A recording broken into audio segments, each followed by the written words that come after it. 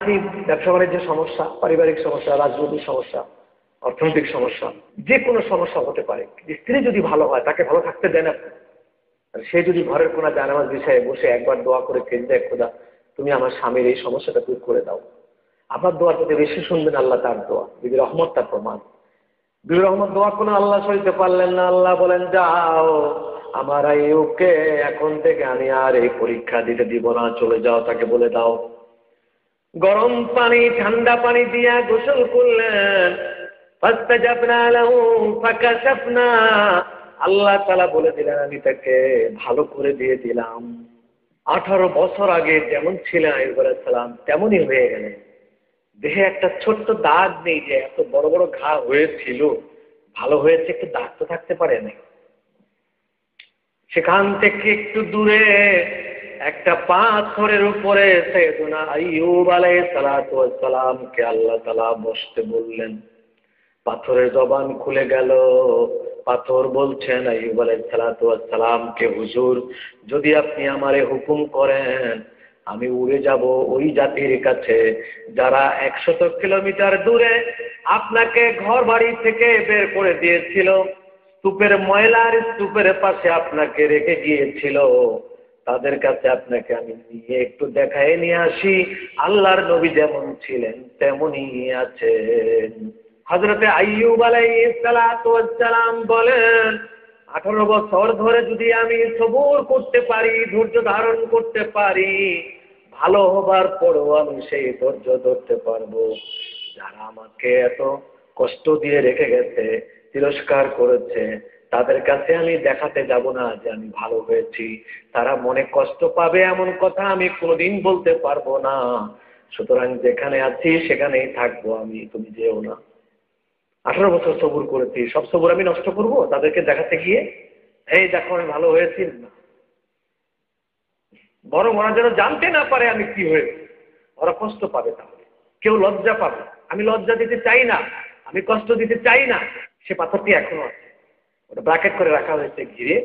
শুধু আমরা দেখে এসেছি যে এই পাথরটিতে বসছিলেন। পাথর বলেছিল যে আপনি হুকুম দেন, আমরা সেখানে গিয়ে দেখাই নিয়ে আসি। বন্ধ। পানির কুয়ার নিচ থেকে পানির লাইন টেনে ওখানে একটা পানির লাইনও দেওয়া হয়েছে, দেয়ালের মধ্যে গোল করে। লোকেরা ওই পানি, যে পানি তার পায়ের তলা দিয়ে বেরিয়েছিল, সে পানি আজও প্রবাহিত হচ্ছে। নবীরা চলে যায়, নবীদের মুজিজা যায় না, মুজিজা নবীদের অবিকল এরকম থাকে, কিয়ামত পর্যন্ত থাকবে। নবী আইয়ুব আলাইহিস সালাম চলে গেছেন, তার মর্যাদা, তার কেরামত, তার মুজিজা এখনো আছে। ওই পানি চলতেছে এখন। আমরা সে পানি খেয়ে আসছি, আমরা সে পানি মুখে দিয়ে আসছি। আমি সেখানে গিয়েছিলাম ওই পানির কলে, এবং যে কুয়া হয়েছে, কুয়ার মধ্যে পাথর দিলে এখন টের পাওয়া যায় নিচে পানি, এবং পানি দূষিত হয়নি, পানিতে কোনো জার্ম নাই, ব্যাকটেরিয়া নাই, ভালো পানি। সব পানিতে দেখলো ভালো পানি। তো সেই জন্যই আল্লাহ তাআলা বলছেন, ফাস্তাজাবনা লাহু ফাকাশাফনা মা বিহি মিন দুররিন ওয়া আতাইনাহু আহলাহু। এক এক করে আল্লাহ তাআলা তারা হাল সব দিয়ে দিলেন। কিছুক্ষণ সকালবেলা বিবি রহমত মনে করলেন, রাতটা তো আমি এভাবেই কাটালাম, তো সকালবেলা যাই, যদি স্বামীর রাগ একটু কমে থাকে হয়তো বা তিনি আমার প্রতি দয়াবান হবেন, আমি বুঝিয়ে বলতে পারবো যে ব্যাপারটা কি হয়েছে। তো সকালবেলা গেলেন, যাই দেখলেন যে ওখানে স্বামী নাই, শুধু সেই ছেঁড়াপাটা কাঁথাগুলো পড়ে আছে, কেউ কোনো মানুষ নাই। সঙ্গে সঙ্গে পাগল হয়ে গেলেন। 18 বছর তিনি ধৈর্য ধরেছেন, আজ আর ধৈর্য ধরতে পারলেন না। তিনি পাগলের মতো জঙ্গলে ছুটোছুটি করতে লাগলেন, কোথায় আমার স্বামী, কোথায়, কে নিয়েছে তোমরা?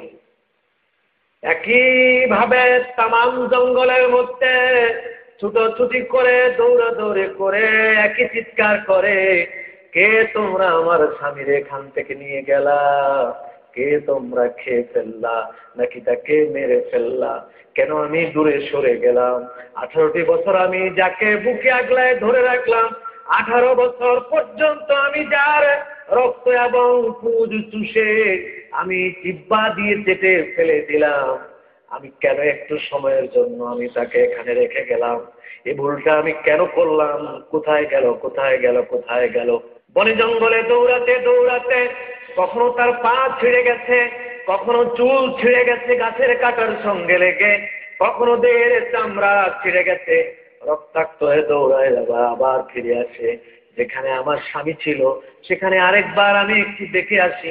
আবার দেখে ওখান থেকে আবার দৌড় দেয়, পাগলের মতো দৌড়াতে দৌড়াতে এক সময় জঙ্গলের বাইরে যে আকাশের দিকে মুখ করে চিৎকার দিয়ে ডাক দেয়, খোদা গো, তুমি আমার স্বামী ধনকে তুমি নিয়ে যেও না, যেখানে যে অবস্থায় থাক না কেন, জীবিত থাক আর মুর্দা থাক, খোদা তুমি তার চেহারা মুবারককে আমাকে একটু দেখাইয়া দাও। বলার সঙ্গে সঙ্গে দোয়া আল্লাহ কবুল করলেন। হ্যাঁ, এরকম দোয়াই কামনা করেছিলাম। বলো, সাথে সাথে দেখে আইয়ুব আলাইহিস সালাম পাথরের উপরে বসা, ওনাকে আইয়ুব আলাইহিস সালামের সামনে নিয়ে দাঁড়া করে। আইয়ুব আলাইহিস সালাম জিজ্ঞেস করছেন, তুমি দৌড়দৌড়ি করছো কেন মহিলা, কি হয়েছে? তো বলে, দেখেন ভাই, আমার বড় বিপদ হয়েছে, আমার স্বামী হারিয়েছে। আমি এতদিন 18 বছর স্বামীকে আগলিয়ে রাখলাম, সেই স্বামীকে ছেড়ে গত রাত্রে একটু আলাদা হয়েছিলাম, ফিরে এসে দেখি স্বামী নাই।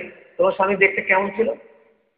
তো বিবি রহমত বলছে, যখন তিনি ভালো ছিলেন তখন একবারে হুবহু আপনার মতো ছিল, তো অসুখ হওয়ার পর তো ওনার চেহারা বিকৃতি হয়েছে, চামড়া বিকৃতি হয়েছে, আমার মতোই ছিল। মহিলা ভালো করে তাকিয়ে দেখো একবার আমি কে। তাহলে কি? হ্যাঁ, যাবে হতো তাই ঠিক, আমি তোমার স্বামী আইয়ুব। তুমি ভালো হলে কি করে, তুমি এত সুন্দর হলে কি করে? যাও, তুমিও যাও, তোমার দেহ ফেটে গেছে, 18 বছরে তোমার চেহারা নাই, তোমার তোমার শরীর শরীর নাই, এবং তুমি দৌড়দৌড়ি করেছো জঙ্গলে, এবং সে দৌড়দৌড়ি করতে গিয়ে তোমার চামড়া ছিঁড়ে গেছে, কোথাও চুল ছিঁড়ে গেছে, পা ফেটে গেছে, ওই যেখানকার পানি খেয়ে আমি ভালো হয়েছি, তুমিও সে পানি খেয়ে আসো, যাও ওই দেখো। বিবি রহমত সে পানি পান করলেন এবং চেহারায় ছিটা দিলেন। 18 বছর আগে বিবি রহমত যেমন ছিলেন মুহূর্তের মধ্যে তেমনই হয়ে গেলেন। অলৌকিকতা। স্বামী স্ত্রী এক জায়গায় ওই পাথরের উপরে বসলেন, আল্লাহর কাছে দুইজন ফরিয়াদ করলেন, রব্বে, আল্লাহ গো, তুমি মেহেরবানি করে আমাদের আত্মীয় স্বজন, আমাদের বাচ্চাদেরকে তুমি দাও। রব্বিলা তাজারনি ফারদাও আনতা আনতা খায়রুল ওয়ারিসিন। আল্লাহ, তুমি আমাদের ওয়ারিসগুলোকে দাও। যেই ছেলে মেয়েদেরকে হারিয়েছি, 18 বছর পরে যদি আমার চেহারা এত ভালো হয়, আমার স্ত্রী ভালো হয়ে যেতে পারে, আল্লাহ তুমি আমার সন্তানদেরকেও ফিরাইয়া দিতে পারবা। দোয়া কবুল হয়ে গেল। আল্লাহ তাআলা বলেন, ওয়া আতাইনাহু আহলাহু মিসলাহুম। তারা যেরকম ভালো হয়ে গেল, তাদের আহাল, তাদের ছেলে মেয়ে, ওয়া ওয়াহাবনা লাহু, সূরা ফাতিহা আল্লাহ বলেন, ওয়া ওয়াহাবনা লাহু আহলাহু ওয়া মিসলাহুম মাআহুম। তারা যেমন ভালো হয়ে গেলেন, সন্তানদেরকে আল্লাহ তাআলা অত সুন্দর করে 18 বছর আগে যেমন ছিল তেমন সন্তান দিয়ে দিলেন। ওয়াযিকরা লিউলিল আলবাব। বাদশাহী ফিরিয়ে দিলেন, তক্তা ফিরিয়ে দিলেন, গদি ফিরিয়ে দিলেন, ঘরবাড়ি ফিরিয়ে দিলেন, বাগবাড়িতে ফিরিয়ে দিলেন, সমস্ত জীবজন্তু পশু পাখি ফিরিয়ে দিলেন। অর্থাৎ যেগুলো মারা গেছে সেগুলো না, নতুন করে আল্লাহ তাআলা আবার অতগুলো ওই কবর থেকে উঠে এনে দিয়ে যেখানে তারা ছিল দিয়ে দিলেন। এবার আইয়ুব আলাইহিস সালাম বলছেন, আমি তো ওয়াদা করেছিলাম, ওয়াদা কি হবে? তোমাকে ব্যাট মারতে চেয়েছিলাম, 100 ব্যাট, তৈরি হও। বিবি রহমত বলে, অবশ্যই, আমাকে আপনি 100টা মারতে চেয়েছেন, আপনি মান্নাত কষ্ট করে মারেন, 100টা মারার পর যদি আমি বেঁচে থাকি থাকলাম, যদি মরে যাই আমার কোনো আপত্তি নেই, আপনি ভালো আছেন তো, এটাই আমরা। আমরা তো স্বামীকে ওইভাবেই ভালোবাসি যতক্ষণ আজরাইল না আসে। আজরাইল যখন এসে যায় তখন দেখিয়ে দেই স্বামী মরাটা ওই ঘরে আছে, ওদিকে যাও, এদিকে না। যতক্ষণ আজরাইল না আসে ততক্ষণ স্বামী আমার নিয়ে হলো তোমার খেদমত করবো, কিন্তু আজরাইল যখন এসে যায় তখন দেখিয়ে দেয় রুগী ওই ঘরে আছে, আমি না। এইরকম আমাদের ভালোবাসা। বাকি কথা আমরা একটি ছোট্ট বিরতি থেকে ফিরে এসে আবার বলবো। ওগুলো আপনি আবার দিয়ে দেন। সন্তান দিয়ে দিলেন আল্লাহ তাআলা, ওয়াহাবনা যিকরা লিল আবিদিন, এবং তাকে আল্লাহ তাআলা সবকিছুই দিয়ে দিলেন। এখানে আল্লাহ বলছেন, وَوَهَبْنَا لَهُ أَهْلَهُ وَمِثْلَهُم مَّعَهُمْ رَحْمَةً مِنَّا وَذِكْرَىٰ لِأُولِي الْأَلْبَابِ। এইবার প্রসঙ্গ চলে আসলো, 100টা দৌড়া মারতে চেয়েছিলাম, কি করা যাবে? বিবি বলছে, ঠিক আছে, আপনি মারলে আমার কোনো অসুবিধা নেই, আপনার হাতে মরে যাওয়া। এখন তো আপনারা বলবেন যে হ্যাঁ, স্বামী স্ত্রীকে পিটাইয়ে মারবে, স্ত্রী রাজি হলো, এটা কোনো মানবতা হলো? মানবতাবাদী যারা আছেন আর কি। বিবি রহমত জানে যে আল্লাহ তাআলা আমাদেরকে কন্ট্রোল করছে, নিশ্চয়ই আল্লাহ এটারও ব্যবস্থা করবে। আর যদি পিটাইয়ে মারে আমাকে, এভাবে আমার মৃত্যু কপালে থাকে, আর কিছু করার নয়। তিনি রাজি হয়ে গেলেন। আল্লাহ তাআলা বললেন, এ আইয়ুব রে, সব কিছু তুমি ফিরাইয়া পাইছো তোমার বিবির দোয়ার বরকতে। এই বিবির এক রাতের কান্না আমি আল্লাহ সহ্য করলাম না। তুমি আইয়ুব যদি আরো 18 বছর কাঁদতে আমার কাছে ভালো লাগতো, তোমার ওষুধ আমি বাড়াইয়া দিতাম, কিন্তু আমার বিবি রহমতের কান্না আমি আল্লাহ তাআলার সহ্য হয় না। আর ওসিলায় তুমি সবকিছু ফিরে পেলে, সুতরাং 100টা দররা তুমি তাকে মারতে পারো না। আমি আল্লাহ তাআলা তোমার মান্যত কবুল করতে হবে, তুমি মিথ্যা কথা বলতে পারবা না, দররা মারতেই হবে। তবে একটা হিকমত আমি শিখাইয়া দিচ্ছি মাঝখান দিয়ে, একটা কৌশল, সেটা হলো এই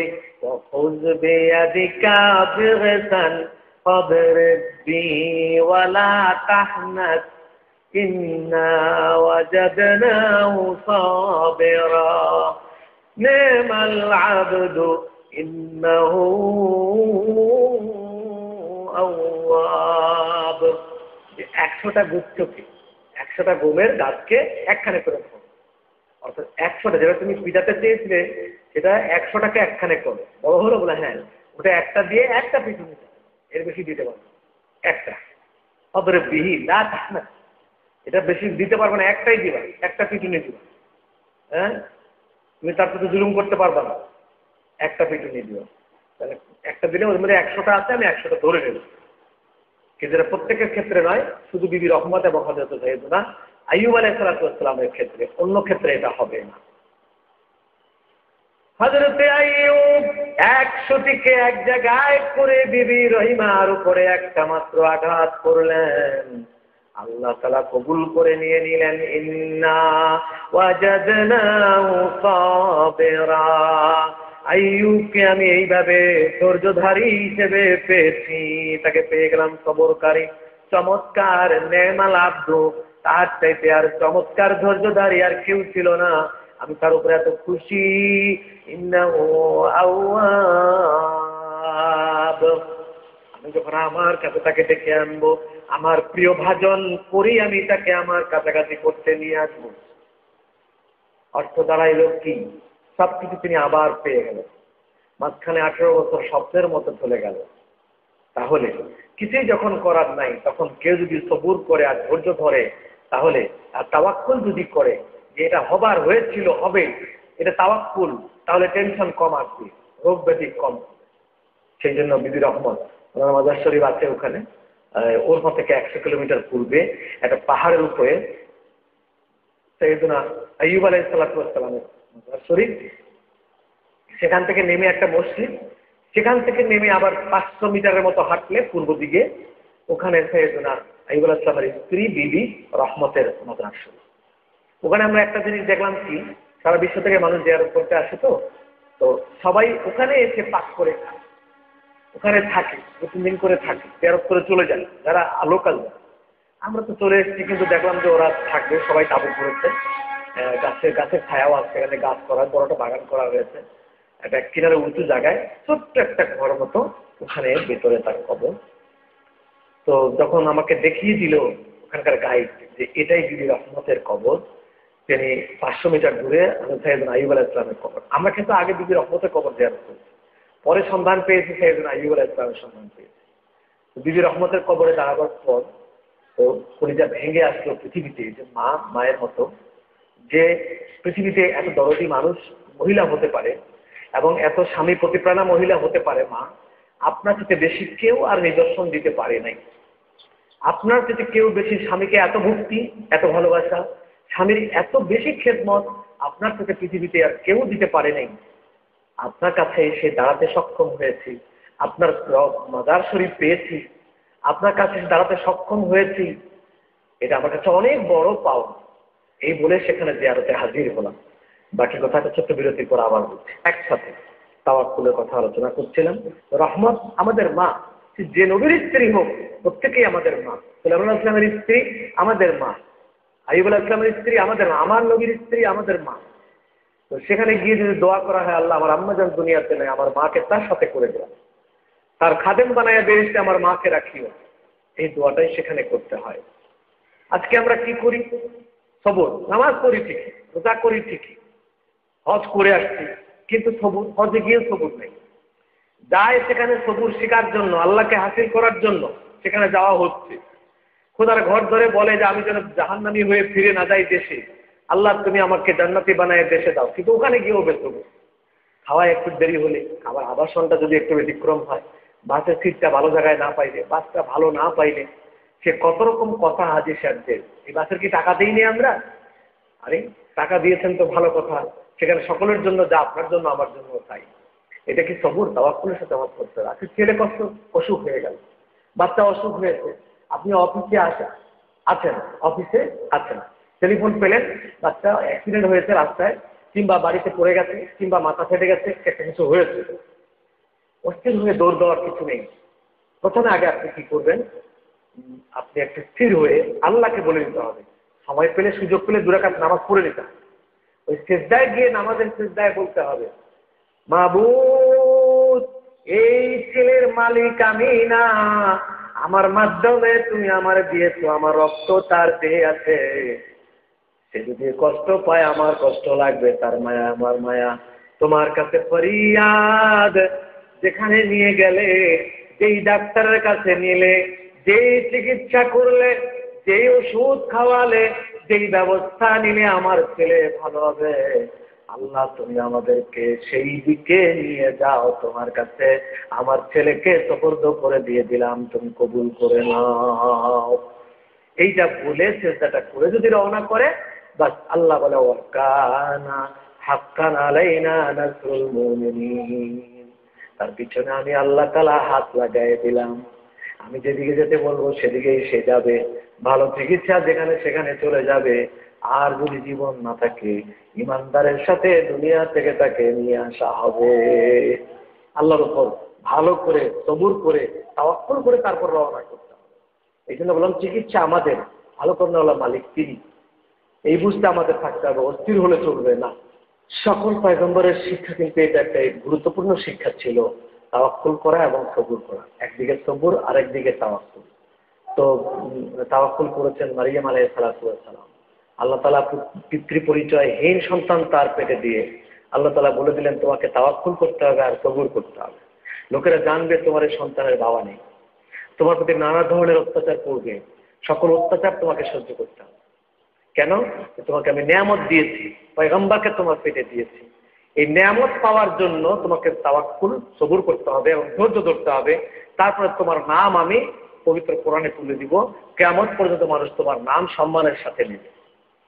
ঠিক তেমনি পৃথিবীতে আমরাও যদি সম্মানের সাথে থাকতে চাই এবং আল্লাহ তাআলা আমাদেরকে কিয়ামতের ময়দানে সম্মানের সাথে আমাদেরকে বিচার করেন, তাহলে আমাদের এই যে প্রথম এই জিনিস যেটা তাওয়াক্কুল এবং সবুর, আল্লাহর কাজে সবুর ধৈর্য ধারণ করতে হবে, তাওয়াক্কুল করতে হবে, ভরসা যে আল্লাহ যেটা করবেন আমার সেটাই হবে, এবং আল্লাহ যা করবেন আমি তাতেই খুশি। আমার বলে ভালো বলতে কিছু নেই। এতগুলো ছেলে মেয়ে একদিনে মরে গেছে, উনি একবার উহু শব্দ করেন নাই। এগুলো তো আমার না, আমি তৈরি করিনি একটাও, শুধু আমার মাধ্যমে আল্লাহ দিয়েছেন। তিনি যদি নিয়ে যান তো আমার করবার কি আছে? তো সেই দিকটা ভালো করে চিন্তা। আব্দুল্লাহ ইবনে তালহার মা উম্মে সুলাইম তিনি বলেছিলেন যে এই চুরিটা তোমাকে খুলে দিলাম, আবার চাচ্ছি দাও, এখন যদি তুমি যেতে না চাও অন্যায় হবে। ঠিক তেমনি আমার ছেলে আল্লাহ আমাকে দিয়েছেন, নিয়ে গেছেন, না দিলে অন্যায়। এভাবে আমাদেরকে তাওয়াক্কুল শিখতে হবে। আল্লাহ তাআলা আমাদেরকে হেফাজত করুন। আপনাদের শুভকামনা করে শেষ করছি। আসসালামু আলাইকুম ওয়া রাহমাতুল্লাহি ওয়া বারাকাতুহু।